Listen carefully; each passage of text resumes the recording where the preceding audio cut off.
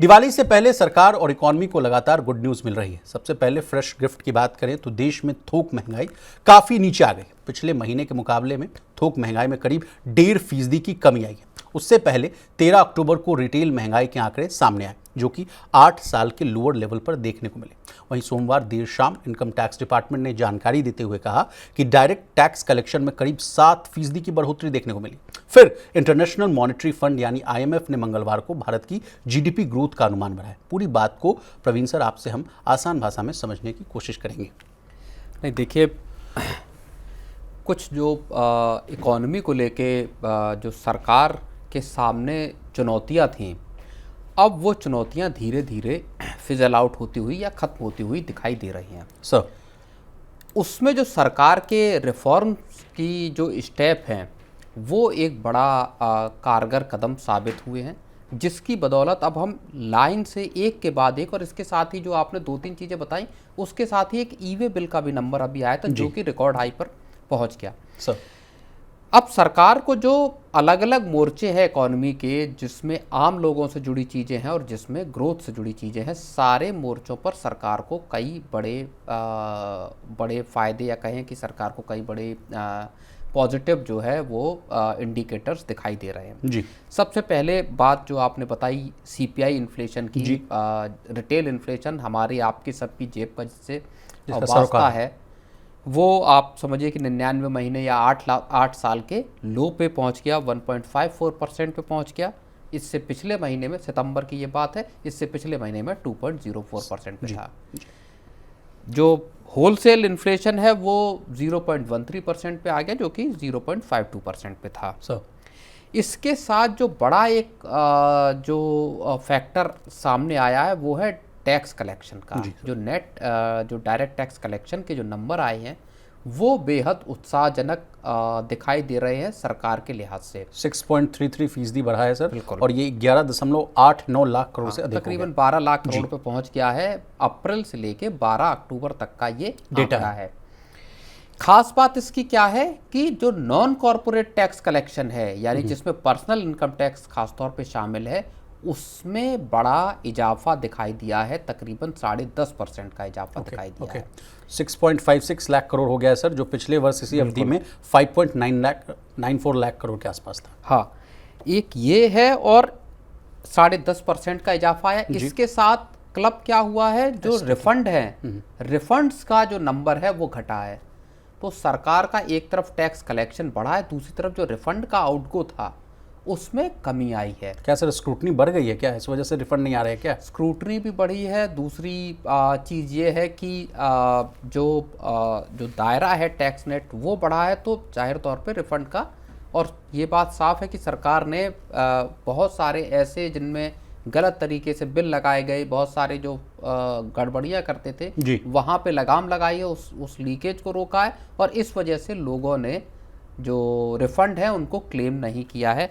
तो एक बड़ी बात यह है, कॉरपोरेट जो टैक्स है उसमें भी अच्छी खासी विशाल तेजी आई है। 4.5% के लगभग की तेजी, और 5,02,000 करोड़ रुपए पे ये पहुंच गया है annual year on year basis पे। अगर हम देखेंगे तो इससे एक साल पहले इसी अवधि में 4.92 लाख करोड़ का ये था। जी प्रवीण सर, इसके अलावा एक और रोचक डेटा है, वो STT को लेकर है। आपसे न्यूज़ रूम में भी चर्चा हो रही थी, आप कह रहे थे कि विशाल तमाम फैक्टर्स जो अगर आप देखिए मार्केट जो है, अगर आप ओवरऑल मार्केट को आप देखिएगा तो वो टस से मस नहीं हुआ। अगर ओवरऑल बेनिफिट पर अगर आप देखिएगा साल आधार पर, बाजार कंसोलिडेशन के मूड में है।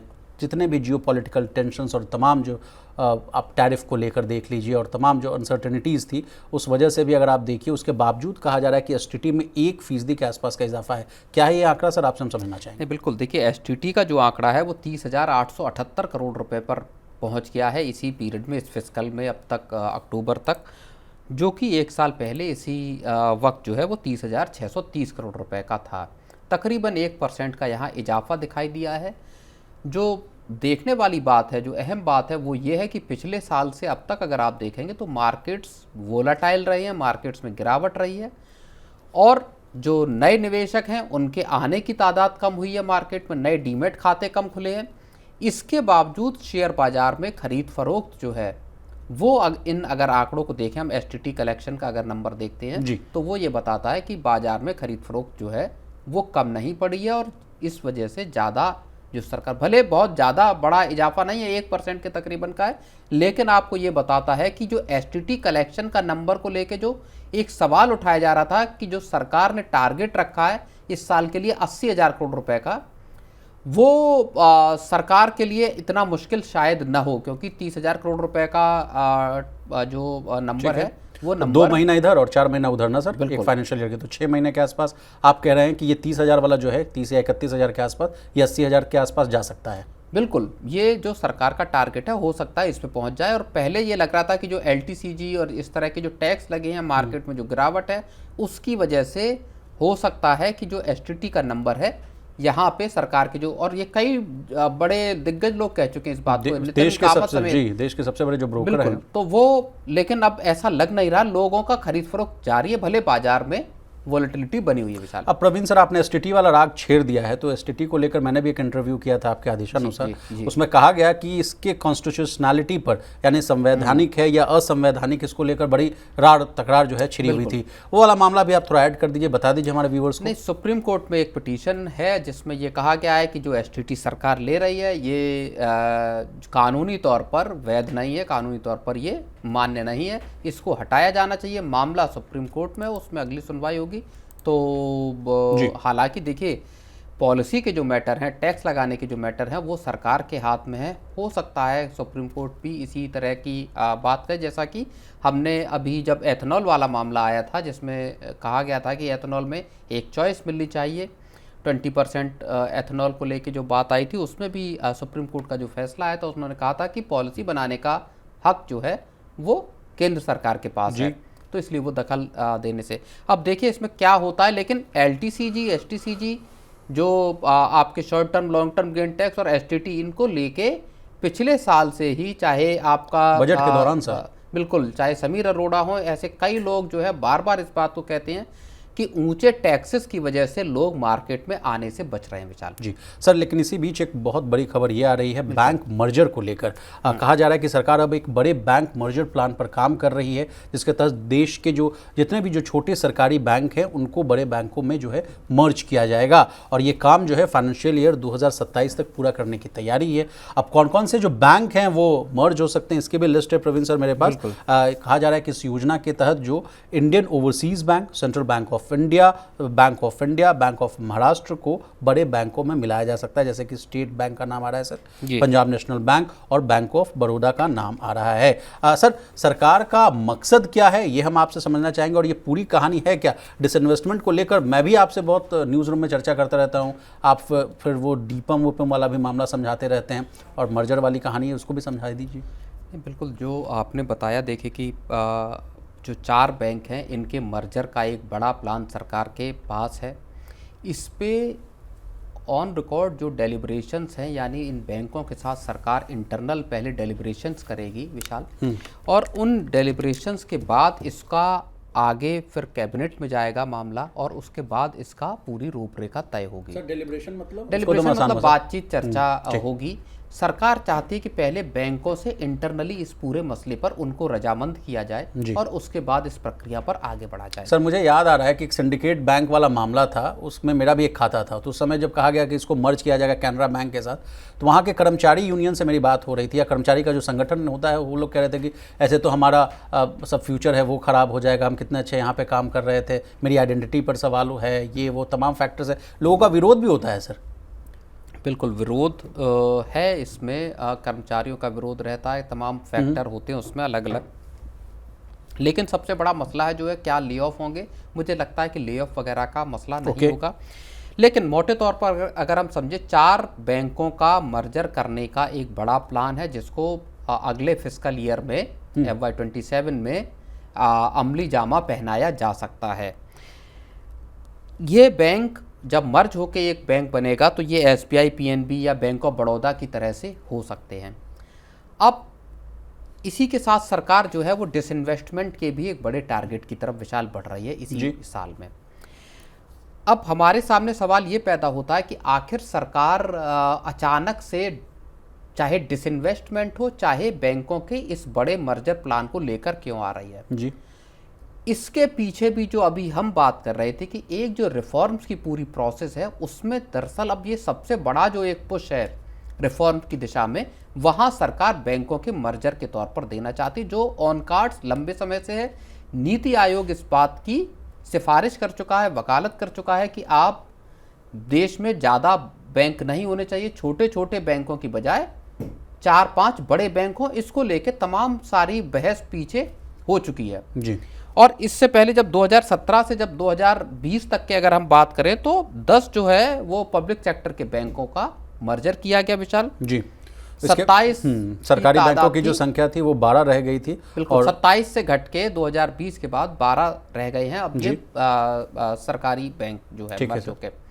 तो अब जो सरकार ने जो रिफॉर्म की एक श्रृंखला शुरू की है, एक सीरीज शुरू की है, जिसमें आपका चाहे जीएसटी की कटौती की बात हो, जिसमें तमाम दूसरे, और जिसमें एक बड़ी चीज़ ये है कि पूरी दुनिया में जिस तरह का माहौल है उसमें सरकार ने जो 2 बड़ी कमेटीज़ बनाई हैं, cabinet secretary, former cabinet secretary और मौजूदा कैबिनेट सेक्रेटरी की अगुवाई में, उनके जरिए सरकार इस पूरे मामले को आगे लेकर जाना चाहती है विशाल। और यहीं से सरकार को वो बल या वो सपोर्ट मिल रहा है कि अब हम नेक्स्ट लेवल के रिफॉर्म्स को ला सकते हैं। लेकिन सर इसका फायदा क्या होगा ये भी हम आपसे समझना चाहेंगे। क्या बड़े बैंक बनेंगे तो वो आर्थिक झटके जो है उसको सहने में ज़्यादा मजबूती से डट पाएंगे? क्या कर्ज देने की जो क्षमता है वो बढ़ेगी? क्या इससे पूरा का पूरे जो बैंकिंग सिस्टम को, एक तो रेगुलेशन में आरबीआई को आसानी होगी। आरबीआई चूंकि इस पूरे सेक्टर को ओवरसी करता है, मॉनिटरिंग करता है, आरबीआई के लिए मॉनिटरिंग आसान होगी। अलग अलग छोटे छोटे बैंकों को देखने की जगह उनमें किसी तरह का इश्यू तो नहीं आ रहे, चाहे कॉर्पोरेट गवर्नेंस की बात हो चाहे दूसरी। जब बड़े बैंक होंगे तो उन पर निगरानी रखना आसान होगा आरबीआई के लिए। एक सबसे बड़ा मसला ये है। दूसरी बड़ी बात ये है कि जब बड़े बैंक होंगे तो उनको कैपिटलाइज करने के लिए बार बार, आपको अगर याद हो, पीछे सरकार को बार बार बैंकों में पूंजी डालनी पड़ी ताकि उनका कैपिटलाइजेशन किया जा सके, उनमें पूंजी रहे ताकि वो अपने कारोबार को कर सके। जब आप 3-4 बैंक मिल जाएंगे, और नीति आयोग की जो बात है उसमें न केवल मर्जर की बात कही गई, उन्होंने कहा है कि आप कुछ बैंकों को चाहें तो प्राइवेटाइज भी कर सकते हैं। सर जैसा हम लोग पहले के समय में देखते थे कि एक प्राइवेट बैंक को बचाने के लिए एक सरकारी बैंक सामने आया था, यस बैंक की मैं बात कर रहा हूँ, एसबीआई ने उसको बेल आउट किया था।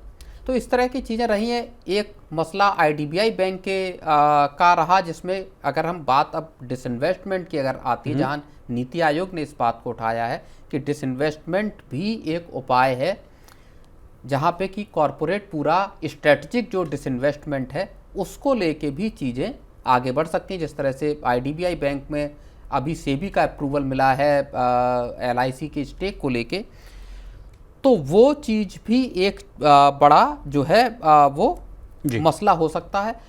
और अगर हम डिसइन्वेस्टमेंट की बात करते हैं विशाल, तो जो आप ये समझ कर चलिए कि एफवाई जो 25-26 का जो नंबर है, अगर हम उसको देखें तो जो सरकार का जो डेट है गवर्नमेंट का, वो तकरीबन 2 लाख करोड़ के आसपास पहुंच गया है। ओके।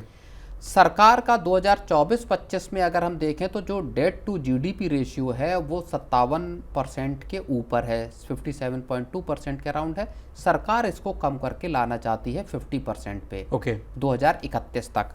इसके लिए सरकार को चाहिए कैपिटल। आप जिस तरह से सरकार के एक्सपेंडिचर हो रहे हैं, खर्चे हो रहे हैं, अब आप अलग अलग अगर मसलों को देखिए, चाहे 8वां वेतन आयोग हो, चाहे पेंशन बढ़ाने की बात हो, 12.75, बिल्कुल, चाहे टैक्स की छूट हो, चाहे अब जीएसटी का जो कट है, इसके चलते सरकार को जो 1 लाख करोड़ के आसपास का टैक्स, हाँ, रेवेन्यू का जो झटका है सरकार को, राज्यों को है, इस सबको से उबरने में सरकार को पैसे की जरूरत होगी।